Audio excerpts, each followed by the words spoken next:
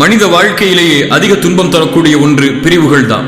தன்னை விட்டு பிரிந்த அல்லது பிரிய துடிக்கு உறவுகளை நினைச்சு தன் வாழ்க்கையில பல நாட்களை வீணடிச்சவங்க தான் நம்மள அதிகம்.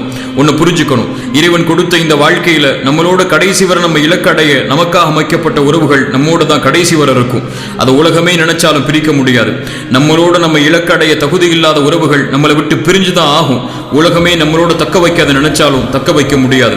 அந்த பிரிவுகள் வழியை தரும், வேதனையை தரும். மனசுக்கு சொல்லிக் கொடுக்க வேண்டிய விஷயம் ஒண்ணுதான், உன்னோடு இருக்க தகுதி இல்லாத உறவுகள் உன்னோடு ஒருபோதும் இருக்காது. அந்த உறவுகளுக்கு தைரியமா விடை கொடு. தகுதி இல்லாதது உன்னை விட்டு நீங்கிறாதான் தகுதி உடையது உன்னை வந்து சேரும்.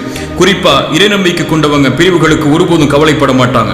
இறை தூதர் சொன்னாங்க, இறை நம்பிக்கை கொண்ட ஒரு மனிதனுடைய செயல் என்னை ஆச்சரியப்படுத்துகிறது.